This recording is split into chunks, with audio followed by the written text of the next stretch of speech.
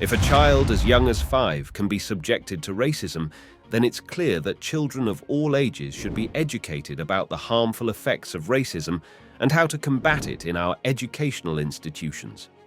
The textbooks fail to portray the first group of Africans, around 20 in number, who arrived in English North America in 1619 at Point Comfort, now known as Hampton, Virginia, as real, relatable people. Their aspirations, ambitions, objectives, and talents are not adequately introduced. They are merely depicted as anonymous black individuals who were taken into slavery. After the 400th anniversary of the arrival of Africans was commemorated, there was a pledge to appropriately incorporate the story of 1619 into the curriculum of K-12 public schools. This includes not just their existence, but also the legacy of their unpaid, strenuous labor that played a significant role in shaping the America we know today. When education fails to acknowledge the significant contributions of all people to the development of a country, focusing only on a specific group with the power to contribute in documented ways, it can lead to a skewed perception. This perception suggests that the country is primarily for a certain group, with others being secondary. This narrative of "there are white people and there is everybody else" is harmful as it permeates professions, disciplines, trades, and the world at large, creating issues. While history is being taught, the question arises whether our teachers are receiving adequate support.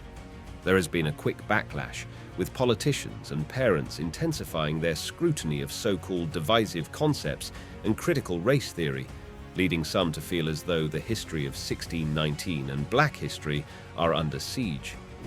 As this bill says, you cannot teach individuals that racism is right and that sexism is right. All of us know that that is wrong.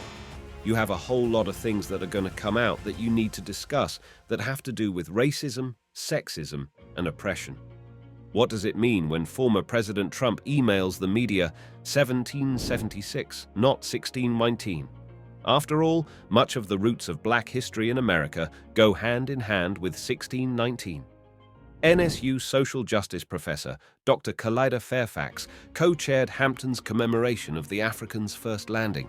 She's also the editor of The African Experience in Colonial Virginia, essays on the 1619 arrival and the legacy of slavery.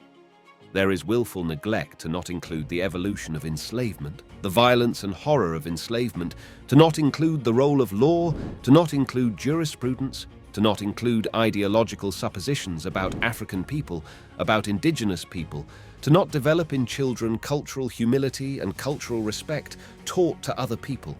So it means that there is a willful intent to ignore the histories of other groups of people. Families are being broken apart. The list of those shot and killed. Again, where do I even start? Poet and Booker T. Washington High School senior. Ayanna Askew, killed because they thought it was a real gun, is just the type of student who wants to read about her history in her school textbooks. Black history should definitely be included more in lessons. It should go beyond historical figures like Martin Luther King or Jackie Robinson, but definitely more of the unknown historical figures as well, because they definitely played a part in history. And this notion that teaching about racism is divisive or hurtful to our country is actually telling about the people making that claim. Teacher supporters gather for this protest rally in Richmond. Their words, both spoken and written, reflect a dislike of Governor Glenn Youngton's email tip line for parents to report teachers who teach inherently divisive concepts. Antonia Saunders is a local high school art teacher, and during Black History Month, she likes to highlight black artists who depict real-life stories through their creations. And what's happened with Governor Youngkin and this tip line has really made it difficult. It has not constrained me so much that I don't want to teach the truth, but it has made me think twice. We are reviewing our history curriculum, and this is a chance for us to make sure that we are fully embracing all of our history. And I fully support it. Do you think that email tip line, though, will cause some teachers to feel like maybe I need to pull back on some of the black history that I teach? No, I think that Constituent Services, which is what our email address is, provides all Virginians, with the opportunity to give us feedback. But Saunders is already witnessing the fallout.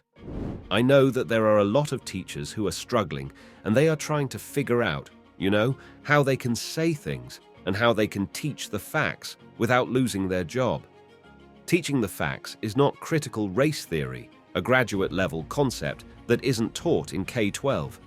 Even still, critical race theory, banned in schools by Hampton in an executive order, explores how racism is less about a person's individual bias and more about how inequity is embedded within systems and institutions and woven into public policy. What is it about critical race theory that you dislike? Why is that to you an inherently divisive concept? Well, let me just start with, a divisive concept isn't necessarily defined as critical race theory.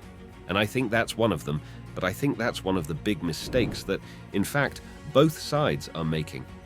Divisive concepts are when we teach our children that based on their race, their sex, or their religion, they are either viewed as being superior or inferior to another human being.